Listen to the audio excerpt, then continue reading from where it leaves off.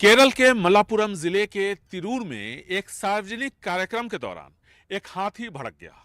गुस्से में इसने एक शख्स को जमीन पर पटक दिया, जिसकी हालत गंभीर है और इसके बाद भगदड़ मची, जिसमें 17 लोग घायल हो गए। केरल की ये तस्वीर डरावनी है। हजारों लोगों की भीड़ के बीच हो रहे शोरगुल से यह हाथी भड़क गया। सामने खड़े एक शख्स को अपनी सूंड में घुमाते हुए हवा में उछाल दिया।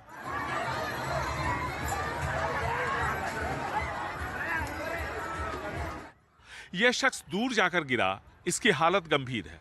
इसके बाद वहां भगदड़ मच गई। मंगलवार आधी रात को हुए इस हादसे में 17 लोग घायल हो गए। उनका इलाज भी चल रहा है।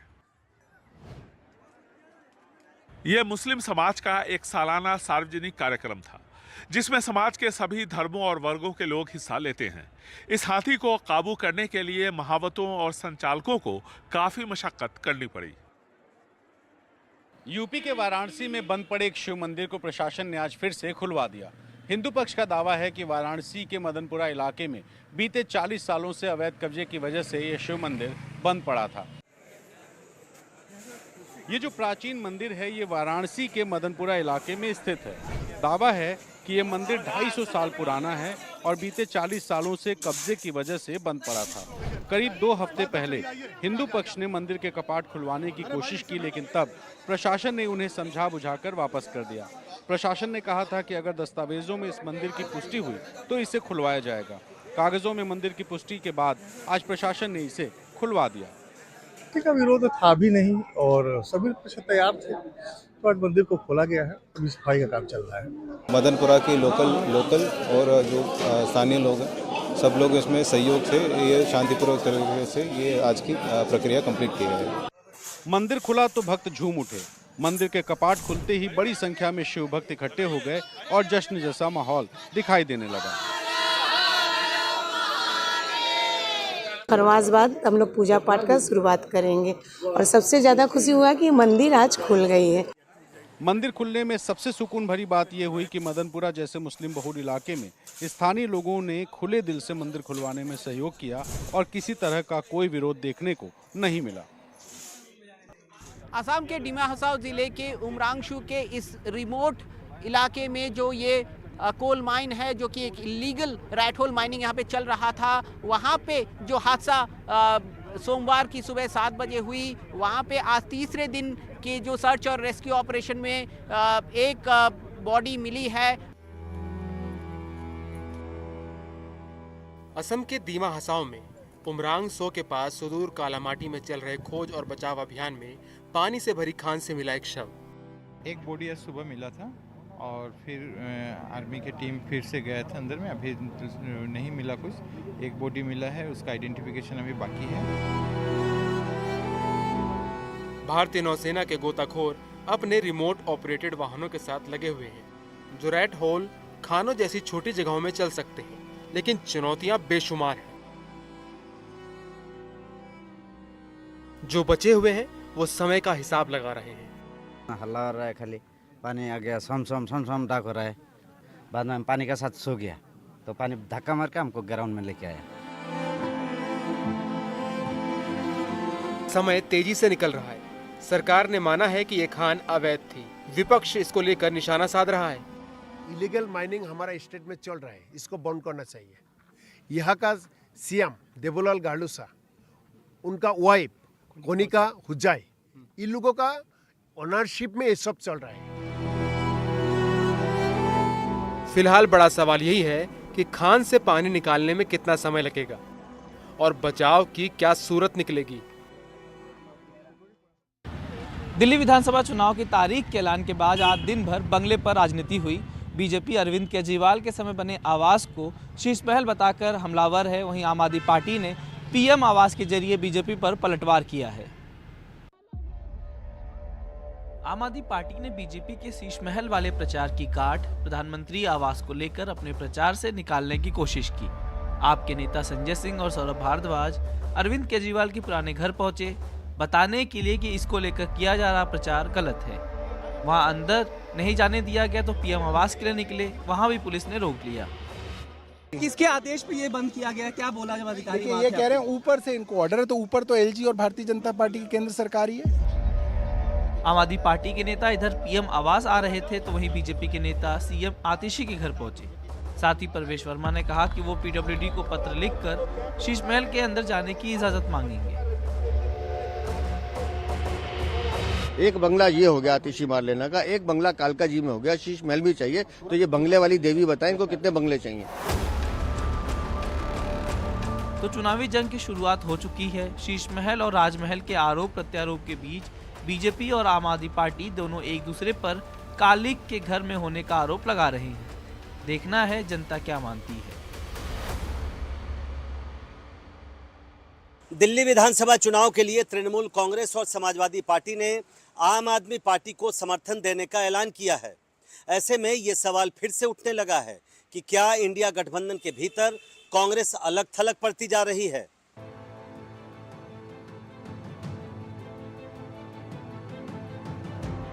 अरविंद केजरीवाल के खिलाफ कांग्रेस भले खड़ी हो, लेकिन केजरीवाल को सपा और टीएमसी ने समर्थन देने का ऐलान किया है।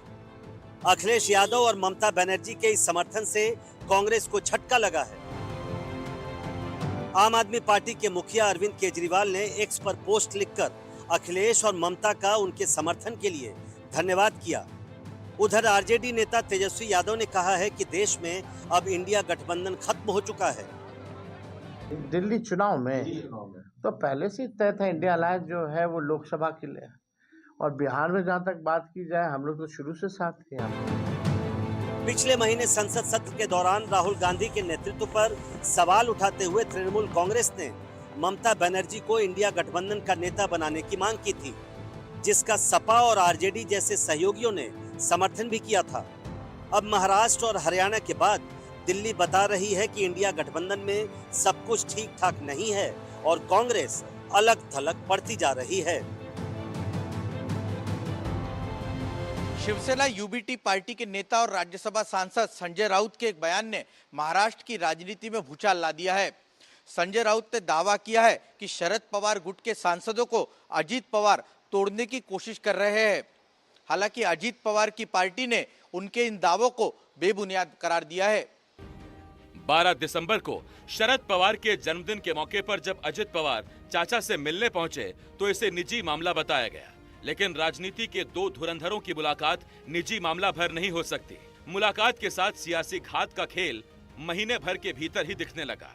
दिल्ली में अजीत पवार गढ़ के एक नेता को मंत्री बनना है, हाँ मंत्री बनना है, तो उनको कहा गया है आपके पास एक ही सांसद है, तो जो नियम बना है मंत्री बनाने का केंद्र में वो आपको लागू होगा, आप मंत्री नहीं बनेंगे। अगर आप 7 सांसद लेके आते हो कहाँ से, पवार साहब से, तो आपको मंत्री बनाए। तो इसीलिए सब चल रहा है। बेटी को और बाप को अलग कर दो, उनको छोड़ दो, ये हमारे संस्कारों में और संस्कृति में नहीं बैठता है। हम तटकरे साहब को बताना चाहते कि हमारी पार्टी चुराई, हमारा घड़ियाल चुराया, हमारा सिंबल चुराया, अब क्या हमारे सांसद भी भगा के लेके जाओगे खंदे पे? एनडीटीवी को उच्च स्तरीय सूत्रों से मिली जानकारी के मुताबिक अपनी पार्टी में टूट फूट का खतरा शरद पवार की एनसीपी को सता रहा है। इसीलिए पवार की बेटी सुप्रिया सुले ने अजित पवार खेमे के नेता प्रफुल्ल पटेल को फोन करके कहा था कि वो तोड़फोड़ की कोशिशों से दूर रहें, क्योंकि शरद पवार या उनकी पार्टी बीजेपी के साथ नहीं जाएंगे। हालांकि इन तमाम कयासों के बीच अजित पवार का खेमा कह रहा है कि उनकी तरफ से तोड़फोड़ की कोई कोशिश नहीं हो रही है। कोर्ट से जमानत मिलने के बाद भी जनस्वराज के संस्थापक प्रशांत किशोर का आमरण अनशन अस्पताल में जारी है, लेकिन पटना के जिला प्रशासन ने उनके वैनिटी वैन से संबंधित जांच में कई अनियमितताएं पाई हैं। पटना के मेदांता अस्पताल के आईसीयू में प्रशांत किशोर का यह फोटो उनकी सोशल मीडिया टीम ने बुधवार को जारी किया। इस बीच सोमवार को कोर्ट परिसर में हंगामे, सरकारी कार्य में बाधा डालने और पुलिस कर्मियों से धक्का मुक्की के आधार पर पटना पुलिस द्वारा उनके खिलाफ एक प्राथमिकी दर्ज हुई। वहीं उनके जब्त वैनिटी वैन की जांच में पाया गया कि गाड़ी का रजिस्ट्रेशन निजी गाड़ी के रूप में किया गया है, जबकि इसका इस्तेमाल कॉमर्शियल वाहन के रूप में हो रहा है। निबंधन पंजाब का है, जबकि कायदे से 30 दिन के अंदर वाहन मालिक को संबंधित राज्य के परिवहन विभाग को सूचित करना था। इस वैन को 2011 में खरीदा गया, लेकिन निबंधन 2017 में कराया गया। वहीं दूसरी ओर बिहार लोक सेवा आयोग के खिलाफ धरने पर बैठे छात्र अब पटना हाई कोर्ट में याचिका दायर कर रहे हैं। उनका कहना है कि फिलहाल उनका ये सत्याग्रह जारी रहेगा। पहले दिन हम लोग ने डिसाइड किया था कि जब तक हम लोग की सारी मांगें पूरी नहीं होगी हम लोग यहाँ से उठेंगे नहीं, और जो भी हम लोग की मांग है वो यथावत बनी हुई है, तो जब तक वो पूरी नहीं हो जाएगी हम लोग यहाँ से उठने वाले नहीं। फिलहाल इस आंदोलन का भविष्य अब न्यायालय के फैसले के ऊपर निर्भर करेगा। मध्य प्रदेश भाजपा में जिला अध्यक्षों के चयन को लेकर खींचतान का दौर जारी है। तमाम नेता दिन रात बैठकें कर रहे हैं, लेकिन नाम फाइनल नहीं हो पा रहे हैं। इन सब के पीछे की वजह सूत्र बताते हैं कि दिग्गज और बड़े जो छत्रप नेता हैं बीजेपी के, उन तमाम नेताओं ने अपने अपने चहेतों के नाम आगे बढ़ा दिए हैं। बीजेपी दफ्तर में सर्दी के बावजूद सियासी पारा हाई है। प्रदेश से कार्यकर्ता जिला अध्यक्ष के चयन पर अपनी राय देने पहुंचे हैं। इस खींचतान ने पार्टी आला कमान तक मामला पहुंचा दिया है। कई बड़े नेता दिल्ली में डेरा डाले हैं। निश्चित रूप से संगठन पर्व में जिले के अध्यक्षों की घोषणा होनी है, तो सारी चीजों विचार करने के बाद इसकी सूची बैठकों के बीच फर्जी सूचियां और होर्डिंग वायरल हो रहे हैं। उत्साही नेताओं को पूर्व मंत्री गोपाल भार्गव ने इंतजार करने की सलाह दी है। इंतजार तो होता ही हर चीज का, इंतजार जितना अच्छा हो उतना मीठा होता है। सूत्र बताते हैं इस बार जिला अध्यक्षों के चयन में 4 साल से ज्यादा समय वाले अध्यक्ष रिपीट नहीं होंगे। जिन अध्यक्षों को 1.5 साल से कम वक्त मिला उन्हें मौका मिल सकता है। उनका नाम फाइनल होगा जिनके लिए कोई विरोध न हो। 3 नामों का पैनल मेरिट के आधार पर बनेगा। महिला SC/ST के प्रतिनिधित्व का ध्यान रखा जाएगा। 60 संगठनात्मक जिलों में 12 से 16 महिला अध्यक्ष बन सकती हैं। कांग्रेस ने इस प्रक्रिया पर सवाल उठाए हैं। क्या ये लोकतंत्र है और ये लोकतांत्रिक तरीके से चुनाव हो रहे हैं? बोलो ना कि हम जो है चयन कर रहे हैं और नॉमिनेट कर रहे हैं लोगों को। सूत्र बता रहे हैं कि भोपाल, जबलपुर, इंदौर, ग्वालियर जैसे बड़े शहरों में मतभेद की वजह से नाम होल्ड पर हैं। मध्य प्रदेश में स्कूली शिक्षा पर राज्य सरकार ने 7 साल में 80% तक खर्च बढ़ा दिया। इसके बावजूद मध्य प्रदेश के स्कूल बुनियादी सुविधा से जूझ रहे हैं। हालात ये हैं कि 3,500 से अधिक स्कूलों में छात्राओं के लिए अलग से टॉयलेट तक नहीं है। जर्जर टीन शेड में पढ़ते बच्चे, सीलन लगी दीवारों में लटकते वर्णमाला के चार्ट, बदबूदार गंदे शौचालय। ये तस्वीर मध्य प्रदेश की राजधानी भोपाल के खजूरी कला स्थित एकीकृत शासकीय माध्यमिक शाला की है। 8वीं तक का ये सरकारी स्कूल मूलभूत सुविधाओं के अभाव से जूझ रहा है। छात्रों ने हमें बताया कि एक बार स्कूल की छत से एक टुकड़ा उनके शिक्षक के सर पर गिर गया था। बारिश में छत से पानी टपकने लगता है। टॉयलेट इस्तेमाल करने लायक नहीं है। पीने के पानी के लिए भी कोई इंतजाम नहीं है। बारिश हो रही थी तो मैम के ऊपर छत गिर गया था। सब में पानी भरा जाता है और क्लास में भी कभी खिड़कियों से पानी अंदर जाता है। मध्य प्रदेश में एक ओर सरकार ने स्कूली शिक्षा पर 7 साल में खर्च 80% तक बढ़ा दिया, तो दूसरी ओर सरकारी स्कूलों में 12 लाख से अधिक बच्चे कम हो गए।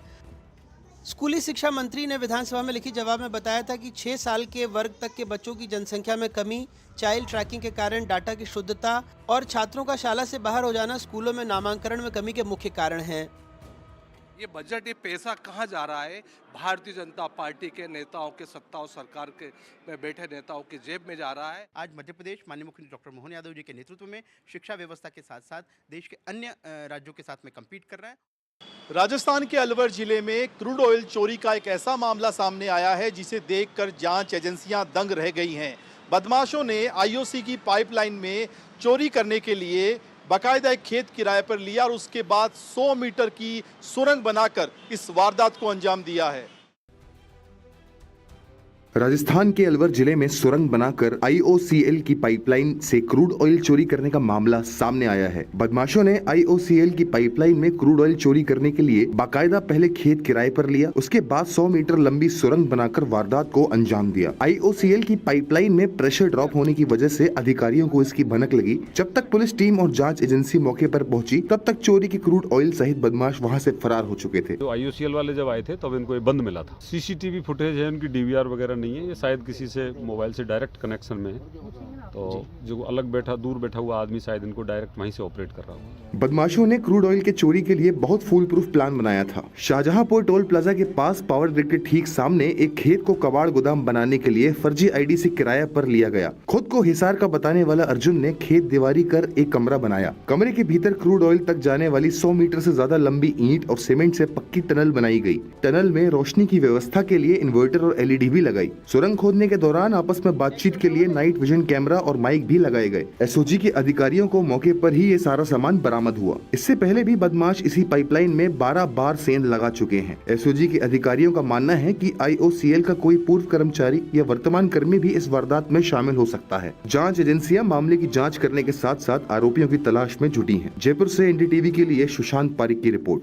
महाराष्ट्र के बुल्ढाना जिले के 3 गांवों में बाल झड़ने की एक अजीबोगरीब बीमारी ने दस्तक दी है।